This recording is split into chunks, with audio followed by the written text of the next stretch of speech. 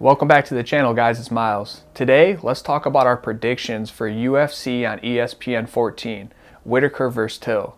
This is another stacked card coming from Yas Island in Abu Dhabi, July 25th. I'm going to give you my picks for the three main fights on the card, and also I'm going to give you my wild card pick for a fight that I think is going to be pretty sick.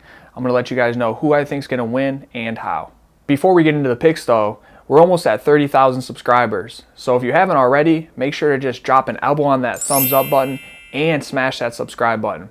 Once we hit 30K, I'm going to give away a signed pair of these authentic Monster Energy MMA gloves. All you have to do to be entered to win these gloves is make sure to subscribe to the channel and follow me on Instagram, @FuryJury. Just drop me a comment on this video, let me know you're subscribed and you follow me, and also send me an Instagram message. You can do either or. And if you don't have an Instagram, don't worry. Just subscribe. Let me know on this video. Drop a comment. Say, hey, I've subscribed, but I don't have an Instagram. I want to be entered in to win these gloves. And I'll sign these boys for you. I'm going to choose a winner, and I'm going to mail them out to you. So without further ado, let's get into it. Now, my wild card pick for this event in Yas Island on Abu Dhabi is Peter Sabota versus Alex Cowboy Oliveira. Let's start with Alex Oliveira. He's a nasty Muay Thai striker, and he's tough as nails. He's most recently coming off of a win over Max Griffin, where that's a great opponent to have a win over. On top of that, Alex Oliveira has won by submission, he's fought some big names, and he's got some big wins under his belt. This guy comes to scrap, and he doesn't hold anything back. He's super aggressive and super entertaining to watch. And on the other hand, you have Peter Sabota. Peter Sabota is very, very skilled on the ground with jiu-jitsu, trains with guys like Dean Lister. Peter Sabota's also got very good striking, and he's very technical. Over the years, he's refined his skills, and he's gotten a lot better on the feet. I see this fight playing, though, towards Alex Oliveira. I think Alex is going to overwhelm him a little bit, get in his face, and I think he's going to TKO him or win by decision. Peter's super tough, and I see him having some good moments in the fight, but in the end, I think Alex is going to be a little too much for him. I think Alex Oliveira is going to defend against those submissions of Peter's, and I think Alex is going to beat him up a little bit. So my pick is Alex Oliveira by TKO in the second round or by a decision. Now the next fight we have on this card is Alexander Gustafsson versus Fabricio Werdum. Man, this is a sick fight. Alexander Gustafsson's moving up to heavyweight. And now you probably know Alexander most famously from his fight with Jon Jones, where they had that 5-round war in Canada for the title. Now, a lot of people thought Alex won that fight, but they ended up giving it to Jon Jones. But since then, man, Alex has just blown up, and he's a super popular fighter. And it's rightfully so. He's got nasty boxing, nasty striking, great footwork. He's super, super long, hard to take down, and he's fought the best competition there is. I mean, the only guys he's really lost to are Daniel Cormier by split decision, that decision to Jones, and he's also most recently lost to Anthony Smith. Now on the other side of the cage, you have Fabricio Werdum, the former UFC heavyweight champion. This guy's been around for a while, and he's got world-class jiu-jitsu. On top of that, he trains at King's MMA, and his striking has gotten a lot better since working there. His knees, his Muay Thai, his kicks, man, have they gotten a lot better. On paper, you would have to give this fight to Fabricio Werdum just based on more accomplishments and more that he's done.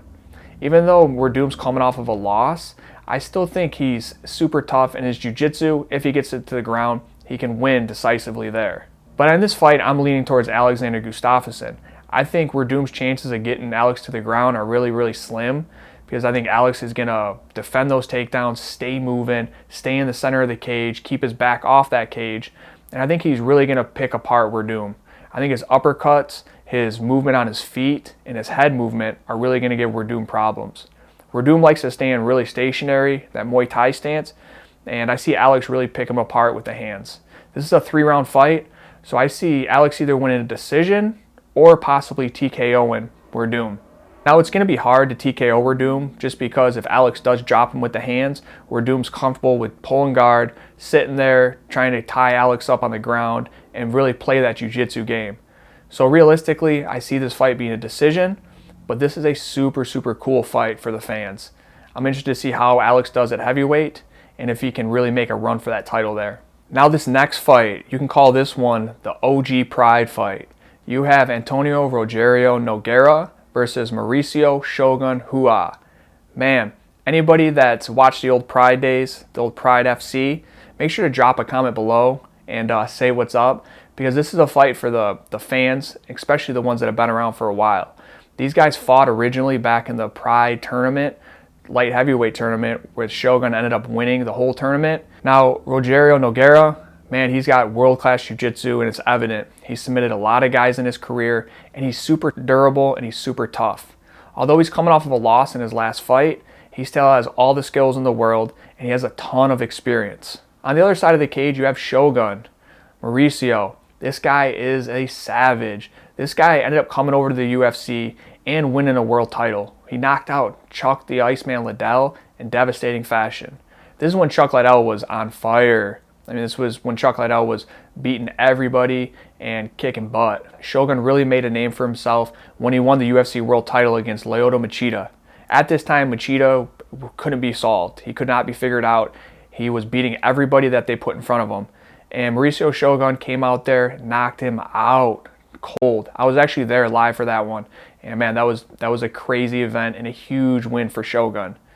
Mauricio Shogun's striking is world class. He comes from that old school chute box, and man, he can kick, he can punch, and he's just mean and he's aggressive. Although both these guys are past their prime, you could say, they still have a lot of weapons and are super, super entertaining.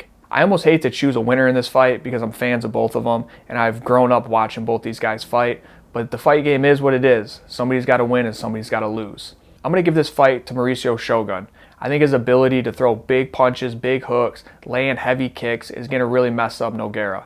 Nogueira's got clean boxing, but I think all around the better striker is Mauricio Shogun.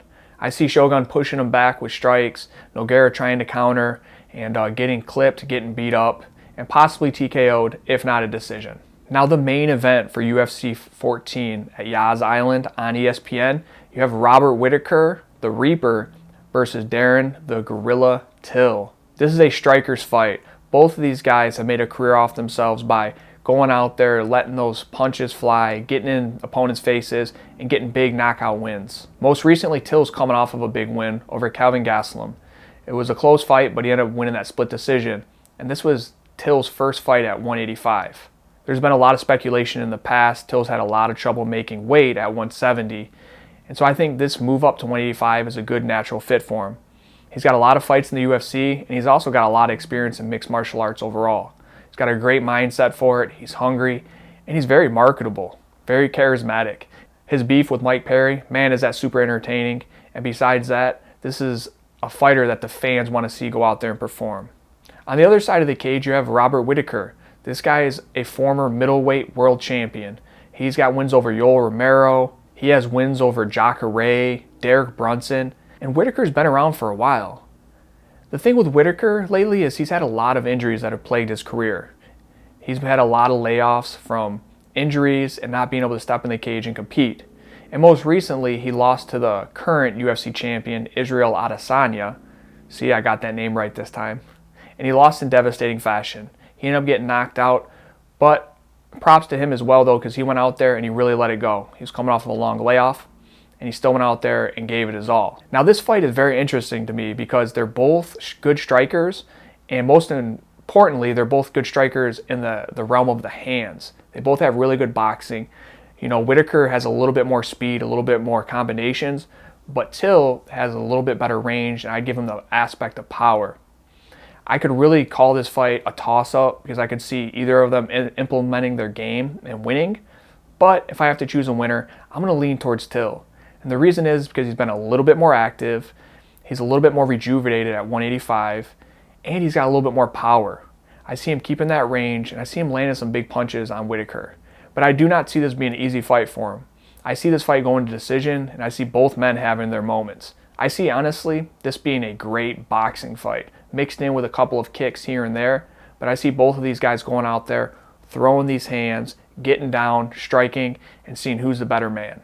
Overall, this is a beautiful card. You have lots of big names, lots of former champions, and lots of hungry fighters looking to get another crack at that title shot. The fans are in for a super treat, and I want to know what your guys' picks are. Make sure to drop a comment below. Let me know who you think is going to win and how. And also, if you want to be entered in that 30K subscriber giveaway to win a pair of Monster Energy signed gloves. Make sure to smash that subscribe button. Drop a comment. Let me know you're subscribed. Follow me on Instagram, and you're going to be in the drawing. I'm going to pick a winner soon once we hit 30,000 subscribers, and I'm going to sign those gloves, and I'm going to mail them out to you. Let me know your thoughts, guys. And until next time.